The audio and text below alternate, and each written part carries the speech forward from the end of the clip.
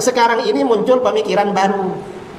Apa? Saudi Arabia ini beralih pada liberalisme pluralisme, beralih pada sekularisme. Yang asalnya di Saudi Arabia itu gak boleh buka aurat, sekarang itu dipertontonkan.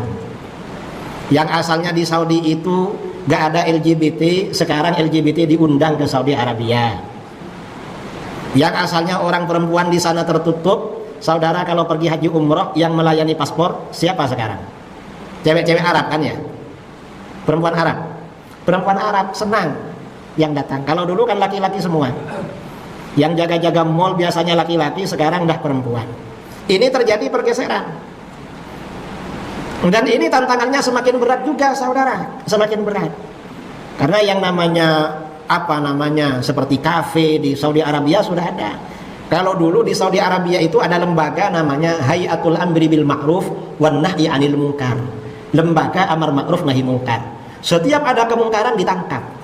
Setiap azan, petugas amar ma'ruf nahi munkar ini jalan ke toko-toko daerah-daerah agar ditutup ke masjid. Sekarang ini nggak berlaku. Yang ada itu sekarang di Saudi Hayatut Tarfih, lembaga hiburan. Jadi lembaga amar ma'ruf nahi munkar ini diganti lembaga hiburan. Dan ini bahaya. Bahayanya apa? Ini kehancuran bagi umat Islam. Adapun orang-orang yang hasad kepada kerajaan Arab Saudi, dan banyak yang hasad, terutama orang-orang Syiah sangat hasad kepada kerajaan Arab Saudi. Kita bilang Arab Saudi dengan penuh kekurangannya, namun dia adalah negara yang terbaik yang ada sekarang. Syariat Islam ditegakkan, meskipun tidak sempurna, pasti ada kekurangan. Alhamdulillah, yang berzina dihukum, yang mencuri dipotong tangannya. Alhamdulillah, orang-orang menutup aurat. Alhamdulillah, tidak ada tempat-tempat pelacuran.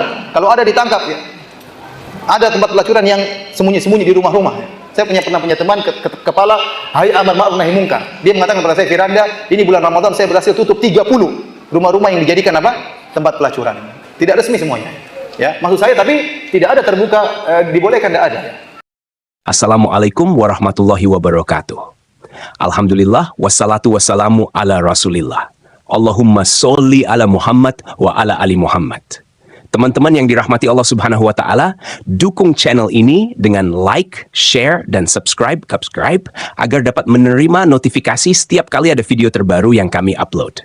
Untuk yang sudah subscribe, kami ucapkan jazakumullahu khairan katsiran. Teman-teman yang dirahmati Allah Subhanahu wa taala, Idrus Ramli menyatakan bahwa saat ini muncul tentang perubahan yang terjadi di Arab Saudi. Menurutnya, Arab Saudi kini tampak beralih pada liberalisme, pluralisme, dan sekularisme. Sebelumnya, di Arab Saudi tidak diperbolehkan membuka aurat, tetapi sekarang hal tersebut dipertontonkan. Dahulu tidak ada LGBTQ di Arab Saudi, tetapi sekarang kelompok LGBTQ diundang ke sana. Ini menunjukkan adanya pergeseran budaya yang besar. Itu ya pernyataan Idrus Ramli yang menjelek-jelekan Arab Saudi. Apakah benar apa yang dia tuduhkan? Pada video yang kita bagikan kali ini, kita dengarkan penjelasan guru kita Ustadz Firanda Andirja Hafizahullah. Simak sampai selesai videonya. فَبِأَيِّ آلَاءِ رَبِّكُمَا تُكَذِّبَانِ. Mohon dijelaskan apa itu Wahabi. Wahabi ya, itu julukan yang dituduhkan kepada orang-orang yang belajar di Arab Saudi. Bahkan dikatakan negara Saudi adalah negara apa? Wahabi. Dan benar ya, kalau kita mau lihat ya, Arab Saudi mereka sangat menghormati Muhammad bin Abdul Wahab. Syekh Muhammad bin Abdul Wahab adalah seorang ulama yang sangat dihormati oleh ulama Saudi. Kenapa? Dia pahlawan. Bagaimana bisa berdirinya negara Arab Saudi? Dahulu Saudi itu kelompok-kelompok kecil, pemerintahan-pemerintahan kecil saling bertempur di antara mereka. Muncullah Syekh Muhammad bin Abdul Wahab bekerja sama dengan Al-Imam Muhammad bin Saud, bekerja sama maka berdirilah negara Arab Saudi, kemudian disatukan seluruhnya. Makanya Muhammad bin Abdul Wahab di mata orang Saudi seperti tuanku Imam Bonjol di mata orang Indonesia.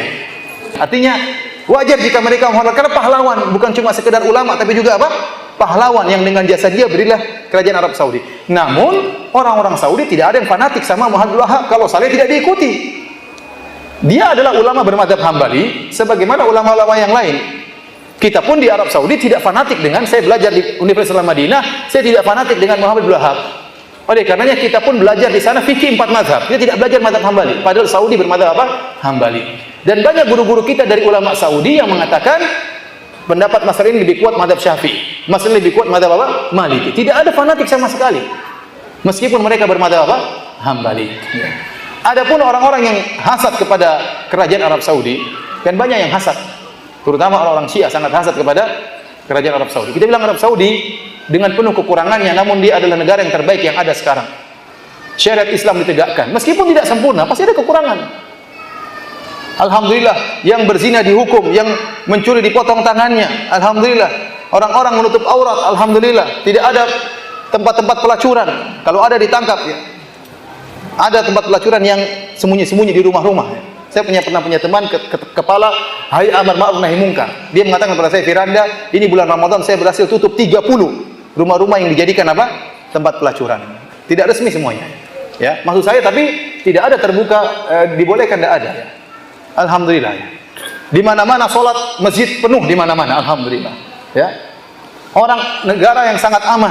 Taruh mobil gitu dinyalain masuk masjid, enggak ada yang nyuri mobil tersebut. Di Saudi seperti itu. Saya pernah sampaikan ya, saya pernah mau keluar dari rumah, ada mobil di belakang saya ngalangi mobil saya. Orang Saudi ngawur ini, parkir sembarangan. Maka saya datang ke mobil tersebut, saya buka, saya bel-bel. Mobilnya nyala, ada BlackBerry di sampingnya. Tet, nggak ada orangnya. Akhirnya saya naik, saya mundurin. Kemudian baru saya keluar, baru saya majuin lagi, baru saya pergi. Coba ke Indonesia. Minimal BlackBerry-nya hilang. Ini jelas mobilnya juga hilang. Bayangkan sambil nyala dibiarin begitu saja. Di sana susah. Alhamdulillah.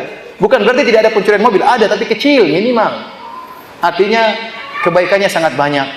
Belum lagi bagaimana khidmah pelayanan terhadap jemaah haji, jemaah umrah luar biasa. Pembagian sana gratisan sangat banyak. Saya lihat sendiri pembagian gratisan sampai jemaah-jemaah umrah, jemaah haji yang plus, yang kaya raya juga kalau ada pembagian gratis rebut-rebutan. Benar, saya ini jemaah plus, saya bimbing mereka kaya raya, pembagian gratis mereka juga semangat padahal mereka kaya raya. Ya. Namun kalau gratis itu menyenangkan ya. Jadi luar biasa, kekurangannya jelas ada, kekurangan jelas ada. Kemudian timbullah isu-isu bosnya orang-orang Wahabi suka menumpahkan darah sampai bikin buku judulnya apa, sejarah berdarah sekte Wahabi. Ya, tuduhan yang macam-macam. Apakah ada orang-orang kita waktu berhaji berumrah ketakutan di sana, takut dibunuh sama orang Wahabi? Enggak ada, justru aman kalau di sana. Justru sampai ke Indonesia malah kita ketakutan, dicuri, diampun, dirampok ya. Macam-macam, pagar harus dikunci, mobil hilang ya. Di sana tidak ada ketakutan sama sekali, apa yang ditakuti? Mana haus darahnya?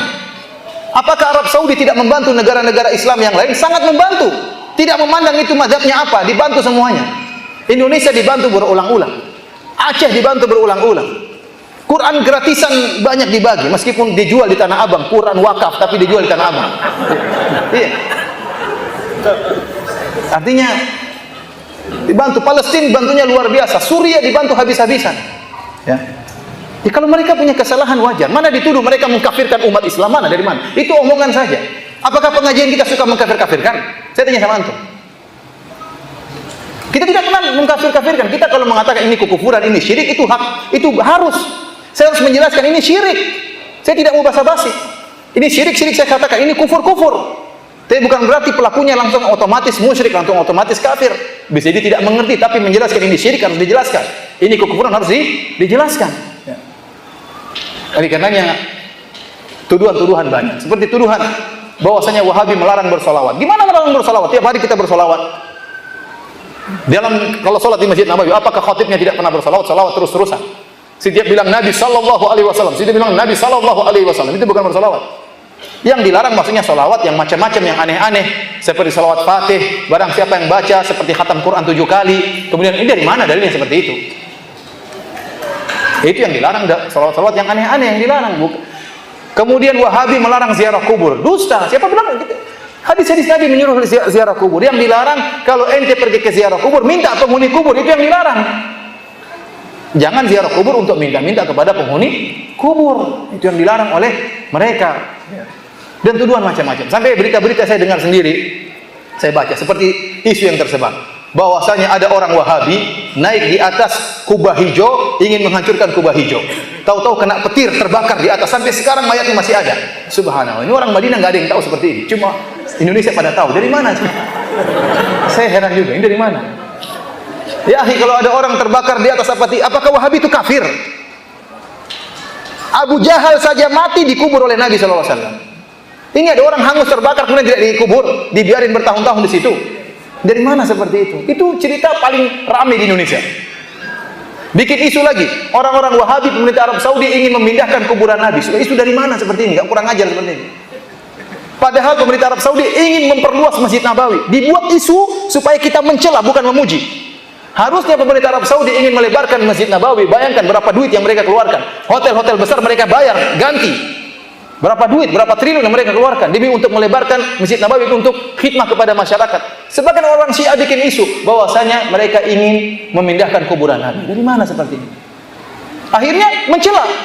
Yang penting mencela dulu meskipun di cross check tidak benar. Kita aja di Madinah nggak tahu ada dari mana isu seperti itu, sampai Indonesia kita sini nggak tahu. Tinggal di Madinah, tiap hari sholat dekat kuburan Masjid Nabawi, kuburan Nabi tidak tahu cerita seperti itu, tahu tersebar sana sini. Dusta. Bahkan berapa tahun lalu, 2 tahun lalu saya hajian. Saya baca di salah satu di internet, berita di internet, orang-orang Wahabi Arab Saudi menyewa tentara Israel untuk menjaga keamanan di pelaksanaan jemaah haji. Subhanallah. Ngapain sewa tentara Israel? Masih banyak tentara Indonesia yang miskin-miskin yang bisa disewa. Bayarnya lebih murah mungkin. Sekalian hajian. Ngapain harus sewa? Emang jaga penjahat kemudian sewa apa? Tentara dari Israel. Dusta besar. Namun tersebar. Artinya para hadirin, maksud saya, sekali lagi saya katakan Arab Saudi negara yang saya lihat sangat baik dengan segala kekurangannya. Tapi kita harus memandang dengan kacamata yang adil. Ya, tidak boleh kita hanya melihat sisi buruknya, sementara sisi baiknya begitu apa? Begitu banyak. Adapun fitnah-fitnah terhadap Wahabi, ya, itu fitnah-fitnah banyak yang tidak benar. Saya katakan Muhammad bin Wahab, Syekh Muhammad bin Abdul Wahab rahimahullah, seorang ulama yang dia bisa benar dan bisa salah, dan kita tidak pernah fanatik dengan beliau. Kita tidak pernah fanatik dengan beliau. Videonya. Teman-teman yang dirahmati Allah Subhanahu wa taala. Masya Allah, Ustadz Firanda Andirja Hafizahullah mengkritik tuduhan-tuduhan negatif terhadap Wahabi, seperti klaim bahwa Wahabi melarang selawat atau ziarah kubur. Ia menyebutkan bahwa tuduhan tersebut tidak berdasar dan tidak sesuai dengan kenyataan di Arab Saudi. Selain itu, ia juga membantah berbagai isu yang menurutnya dibuat oleh pihak-pihak yang hasad terhadap Arab Saudi, seperti klaim bahwa pemerintah Saudi ingin memindahkan kuburan Nabi Muhammad atau menyewa tentara Israel untuk menjaga pelaksanaan ibadah haji. Menurut Ustadz Firanda Hafizahullah, Arab Saudi adalah negara yang menjalankan syariat Islam meskipun tidak sempurna dan memiliki banyak kebaikan, seperti keamanan yang terjaga, penegakan hukum syariat, serta pelayanan luar biasa terhadap jamaah haji dan umrah. Namun, ia juga mengakui bahwa seperti negara lain, Arab Saudi juga memiliki kekurangan. Demikian video yang kita dapat bagikan kali ini. Semoga bisa memberikan pencerahan bagi kita semua. Mohon maaf jika ada kekurangan. Barakallahu fikum. Assalamualaikum warahmatullahi wabarakatuh.